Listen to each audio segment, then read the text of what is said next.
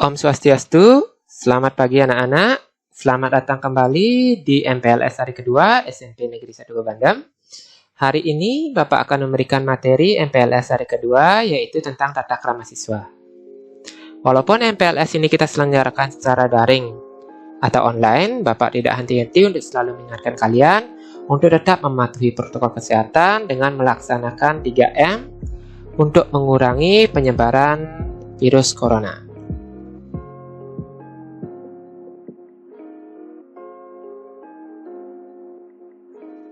Untuk penyaji materi hari ini ada dua, yaitu yang pertama Ibu Niwayan Purnami SPD. Beliau adalah guru mata pelajaran Bahasa Indonesia di SMP Negeri 1 Bebandem.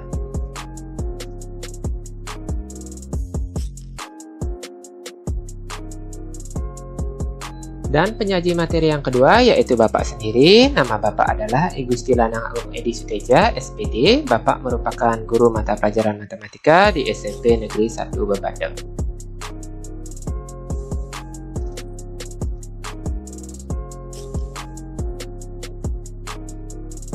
Oke, untuk materi tata krama hari ini kita akan membahas ada 4 materi, yaitu yang pertama pengertian tata krama, yang kedua tujuan tata krama, yang ketiga manfaat tata krama, dan yang terakhir yaitu contoh tata krama. Nah, untuk Bapak sendiri akan membahas 2 materi, yaitu yang pertama pengertian tata krama dan tujuan tata krama, sedangkan 2 materi sisanya yaitu manfaat tata krama dan contoh tata krama akan dibahas oleh Ibu Wayan Purnami.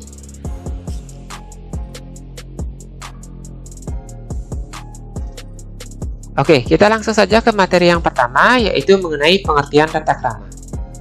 Nah, untuk tata krama, Bapak yakin kalian sudah sering mendengar kata tata krama ya. Tapi di sini Bapak akan jelaskan kembali tentang apa sih itu tata krama. Tata krama itu adalah suatu kebiasaan yang lahir dalam hubungan antar manusia. Tata krama itu sendiri awalnya muncul atau berlaku dalam lingkungan yang terbatas. Tetapi, seiring berjalannya waktu, tata krama itu berlaku di lingkungan yang lebih luas. Tata krama sendiri terdiri atas 2 kata, yaitu kata tata dan kata krama. Tata di sini berarti adat, aturan, norma atau peraturan, sedangkan krama itu berarti sopan santun, kelakuan, tindakan, ataupun perbuatan. Nah, dari sini dapat kita simpulkan bahwa tata krama adalah kebiasaan sopan santun yang disepakati dalam lingkungan pergaulan antar manusia setempat.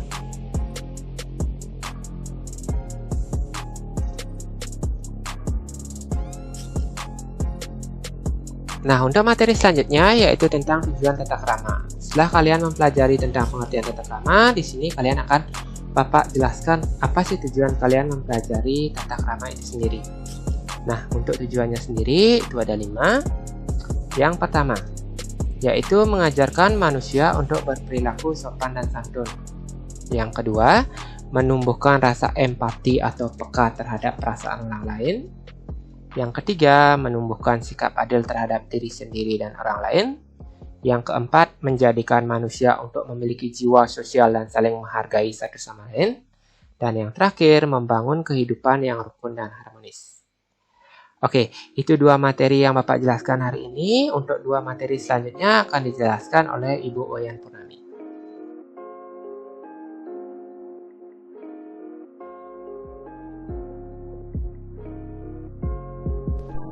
Baik anak-anak, setelah kita mengetahui tujuan dari tata krama, selanjutnya kita akan membahas manfaat dari tata krama.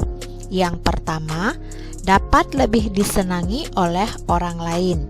Yang kedua, dapat mempererat tali persaudaraan dengan orang lain. Yang ketiga, dapat memelihara suasana yang baik dalam bergaul pada berbagai lingkungan seperti keluarga, masyarakat, sekolah, lingkungan kerja, dan sebagainya. Jika dalam kehidupan sehari-hari kita dapat menerapkan sikap yang sopan dan santun, maka secara otomatis orang lain akan senang dengan kita, berteman dengan kita. apabila kita tidak memiliki tata krama dalam kehidupan sehari-hari, tentu orang lain akan menjauhi kita. Mereka akan enggan berteman dengan kita. Maka dari itu, sangatlah penting mempelajari dan menerapkan tata krama dalam kehidupan sehari-hari.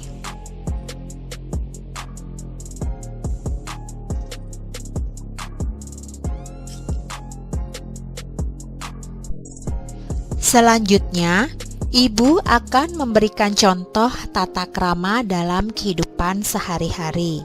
Yang pertama, tata krama dalam berbicara. Misalnya, kita harus bisa membedakan bahasa yang kita gunakan saat berbicara. Bagaimana bahasa yang baik saat mengobrol dengan teman sebaya, dengan orang yang lebih tua seperti orang tua, guru, dan sebagainya.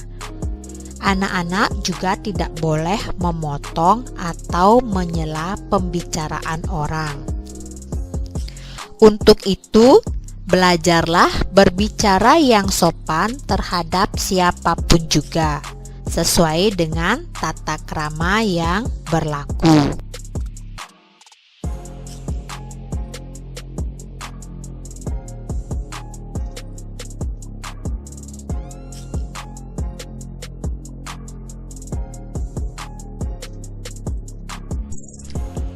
Contoh tata krama selanjutnya adalah tata krama dalam berpenampilan. Misalnya, kita harus bisa membedakan pakaian yang cocok digunakan serta sesuaikan dengan situasi saat bepergian ke suatu tempat.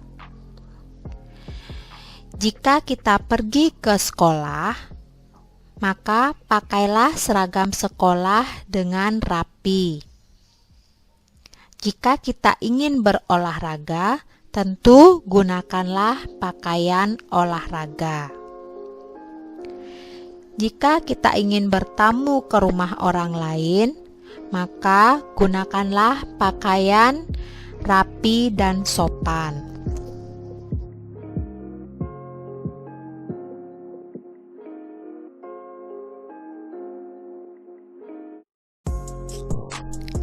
Berikutnya, contoh tata krama saat makan. Misalnya, biasakan berdoa sebelum makan.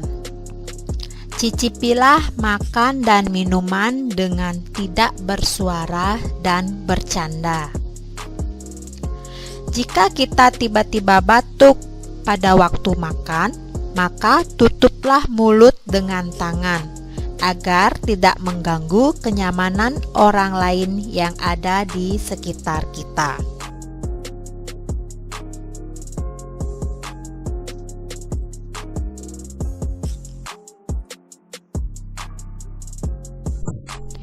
Contoh tata krama selanjutnya adalah tata krama saat menggunakan fasilitas umum.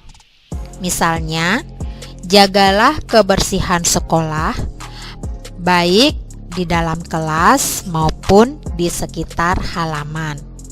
Dan jangan lupa buanglah sampah pada tempatnya, karena kebersihan adalah pangkal kesehatan.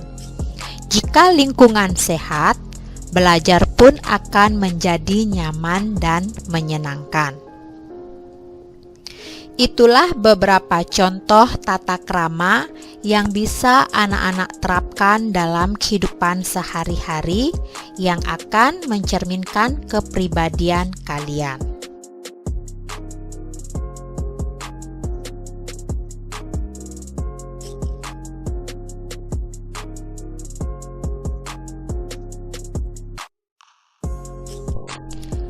Anak-anak, setelah kalian menyimak materi MPLS tentang tata krama, dan untuk mengetahui sejauh mana anak-anak memahami tentang tata krama, maka jawablah beberapa pertanyaan berikut di kertas lempiran lengkap dengan identitas diri kalian.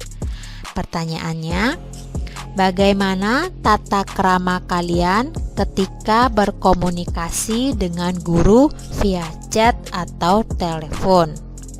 Kedua, apakah menurut kalian tata krama saat menggunakan media sosial itu penting? Silakan jelaskan. Selamat bekerja dan terima kasih. Om Santi Santi Santi Om.